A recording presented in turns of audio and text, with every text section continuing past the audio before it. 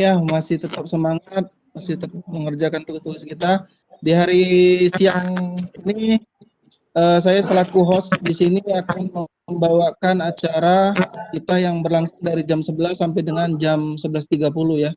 Di mana susun acaranya yang pertama pembukaan saya sendiri sebagai host, Iman Nurdani berasal dari SMA Negeri 1 Simpang Besak, kemudian Bu Rahayu dari SMK 1 Simpang Tritip Bu ya.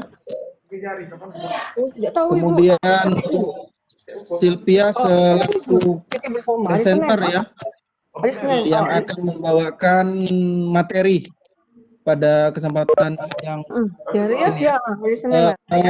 Ya langsung saja ya, karena waktu kita tidak terlalu banyak, kita tampilkan presenter kita yang dari luar ya.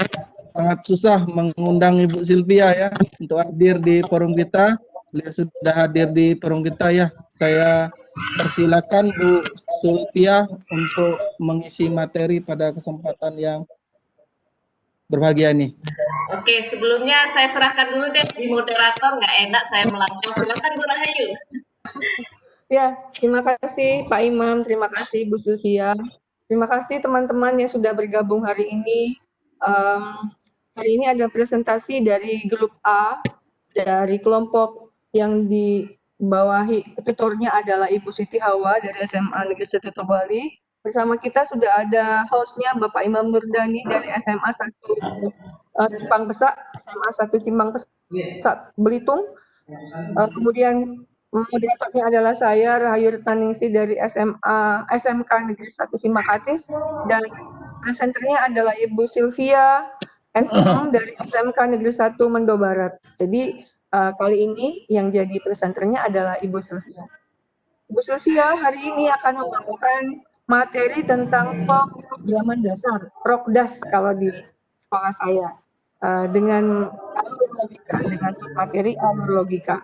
Oke, Bapak Ibu, mohon perhatiannya sejenak. Mudah-mudahan bisa mengikuti dan bisa memberikan kritik dan saran kepada kami setelah acara selesai berlangsung. Saya persilakan kepada Ibu Sylvia. Oke, terima kasih Bu Rahayu. Oke, baiklah, pada sesi ketiga ini saya sebagai presenter ya akan memberikan sedikit materi pembelajaran di sekolah ya. Di sini saya menyampaikan materi di kelas 10 untuk mata pelajaran pemrograman dasar ya. Nah, untuk topiknya di sini akan saya menjelaskan tentang alur logika ya. Mungkin Bapak Ibu udah tahu bahasa tentang alur logika, tetapi kalau di dalam bahasa pemrograman itu seperti apa sih? Nah, kita kupas tuntas di sini ya. Oke, saya sharing dulu materinya ya. Tunggu sebentar. Nah, saya sudah tampilkan materi saya. Bisa kelihatan Bapak Ibu? Bisa Bu. Oke, kita lanjut ya. Nah, di sini saya akan menjelaskan materi tentang submateri di KIKD, itu tentang alur logika pemrograman komputer ya. Jadi sebenarnya apa sih alur logika itu? Nah, kita coba lihat dulu ya, coba lihat studi kasus ya. Nah, di sini setiap siswa baru diukur tinggi badannya dari pengukuran tersebut. Dihasilkan daftar tinggi badan siswa. Bagaimana sih cara mengurutkan tinggi badan siswa dari siswa terendah ke siswa tertinggi? Itu ada problem. Solusi untuk mengatasi masalah ini adalah daftar tinggi badan siswa yang sudah terurut dari yang paling rendah hingga yang paling tinggi. Nah, itu jawaban dari permasalahan tersebut. Jadi kalau kita mengambil kesimpulan dari masalah tadi, maka algoritma itu adalah, kalau diagramnya seperti ini, ada masalah, kemudian diproses dengan menggunakan algoritma, kemudian dari algoritma maka menghasilkan jawaban atau solusi. Jadi kalau menggunakan definisi secara umum itu adalah algoritma merupakan deretan instruksi yang jelas untuk memecahkan masalah, yaitu untuk memperoleh sebuah keluaran dari suatu masukan dalam jumlah waktu yang terbatas. Nah, itu pengertian atau definisi secara umum tentang algoritma. Nah, kita ambil contoh dari permasalahan yang terjadi di lingkungan kita ya. Nah, seperti ini. Mungkin Bapak Ibu guru yang hadir di kegiatan Vkom ini pernah yang namanya membuat status di Facebook. Nah, itu bagaimana sih langkah-langkah, tahapan-tahapannya? Yang pertama pasti kita akan mengklik apa yang Anda pikirkan di layernya Facebook. Kemudian ketik status yang diinginkan, ya. Kemudian tambahkan lengkap seperti foto, penanda lokasi dan sebagainya, ya. Kemudian baru kita submit atau kita kirim. Nah, itu adalah langkah-langkahnya kita membuat update status di Facebook. Nah, atau langkah-langkah bahasa komputernya yang tadi algoritma. Kemudian saya lanjut. Nah, di dalam prinsip algoritma sendiri itu ada beberapa poin ya, jadi harus berhenti berdasarkan langkah-langkahnya, kemudian didefinisikan secara jelas, kemudian memiliki nilai 0 atau dijadikan input, kemudian nilai 0 atau lebih dijadikan output, dan algoritma sendiri harus efektif ya. Nah, kemudian notasi algoritma sendiri itu dibagi menjadi 3. Yang pertama itu adalah deskripsi, di mana menjelaskan dengan kalimat. Di sini orang awam pun bisa memahami kalimat dari algoritma yang notasinya deskripsi. Kemudian ada yang bentuknya flowchart, algoritma notasi yang bentuknya flowchart, di mana algoritma ini digambarkan dalam bentuk geometris ya. Nanti kita lebih jelas lagi bentuk simbol-simbolnya itu seperti apa sih dalam notasi algoritma flowchart. Kemudian ada pseudocode. Nah, pseudocode ini biasanya udah mendekati bahasa pemrograman tingkat tinggi. Biasanya ini orang-orang yang basic dasarnya seorang programmer atau paling tidak dia backgroundnya pernah menempuh pendidikan ilmu komputer pasti udah tahu bahasa pseudocode ini. Ya, nah itu dari 3 notasi algoritma ya Bapak Ibu ya. Jadi diingat ada deskripsi, flowchart, dan pseudocode. Nah, di sini saya jelaskan bentuk contohnya saja ya. Nah, ini contoh bentuk notasi deskripsi. Mungkin kalau orang umum ya seperti Bapak Ibu yang mengajar di mata pelajaran adaptif normatif, mungkin di sini udah paham ya maksud dari notasi deskripsi ya. Karena di sini menggunakan deskripsi secara umum yang bisa dipahami oleh semua orang.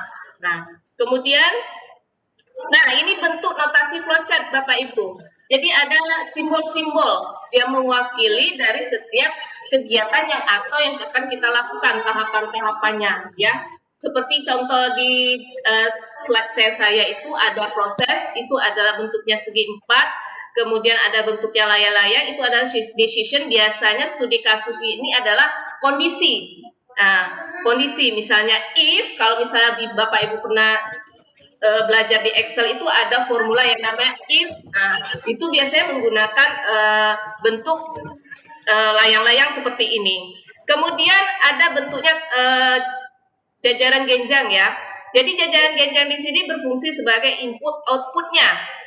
Inputnya apa, nilainya, outputnya seperti apa. Nah, itu adalah contoh-contoh simbol flowchart ya. Masih banyak lagi contoh-contohnya Bapak Ibu di sini ya. Nah, ini contoh flowchart. Jadi sekarang di perusahaan-perusahaan besar itu sudah banyak dia menggunakan notasi flowchart untuk menjelaskan sebuah skema. Ya, tujuan flowchart ini memang lebih ringkas dibandingkan kita menggunakan sebuah kalimat untuk menjabarkan dari skema tersebut. Ya, misal di rumah sakit, bagaimana prosedur kita menjadi pasien baru, bagaimana langkah-langkahnya. Ini mereka kebanyakan sudah menggunakan flowchart di sini ya. Nah, kemudian ini contohnya, contoh notasi pseudocode ya, Bapak Ibu ya. Nah, ini mungkin lebih cenderung dipahami oleh orang-orang di bidang komputer, nih lebih paham. Contohnya di sini menghitung luas persegi panjang. Dibuat deklarasinya dulu, tipe datanya, kemudian algoritmanya seperti ini. Oke, demikian Bapak Ibu materi yang saya share ya tentang alur logika pemrograman komputer. Oke, saya kembalikan lagi kepada moderator saya. Silakan Bu Rahayu. Oke, terima kasih kepada Ibu Sylvia yang sudah memaparkan materinya, sehingga kita bisa paham bahwa sebenarnya alur logika itu berangkat dari permasalahan hidup ya, begitu ya Bu ya. Betul kemudian sekali. Kita membuat penyelesaian dari hal-hal sederhana yang kita buat sistemnya di secara buat sistemnya, begitu ya. Betul sekali. Ya, rasanya kalau saya dulu waktu mempelajari yang sederhana itu nggak nyandak kata orang Bu. Sekarang Hmm, dibuat jadi lebih sederhana bahasa-bahasa pemrogramannya ya, sehingga sekali. anak-anak di level SMK juga harus sudah bisa gitu ya. Ya, betul sekali. Oke, eh, terima kasih. Dipersilakan kepada Bapak Ibu guru yang mau bertanya, silakan raise hand atau bisa melalui chat di meeting room-nya. Kita bisa jawab eh, seperti yang disampaikan oleh Ibu Sylvia. Bagi yang bertanya, hadiahnya adalah Apa Bu? kalau tadi hadiahnya rumah, kalau tadi hadiahnya rumah, teman baru Bu Sylvia. Wah, kalau sekarang nggak bisa deh. Luar biasa. Iya, iya. Oh ada, di sekolah saya ada kembang petek. Waduh, Wih, mantap itu, Bu. hadiahnya kembang petek. Oke, oke gini aja mulai saya lanjut di kuis aja ya sembari nunggu ya kuis. Oke, oke Bapak Ibu, ini saya share ya kode di kuis ya. Silakan nanti join. Ini nggak banyak sih soalnya hanya ini apa sedikit. Nah ini kodenya di kuisnya Bu. Silakan. Oke, bentar saya ini ada orang yang mau, ada yang minta Yang bertanya, Bu. 10%. Ada yang bertanya Bu. Oke, Ada silakan. little participant. Oke, silakan yang mau bertanya. Ini pertanyaan. Itu di chat, Bu, ada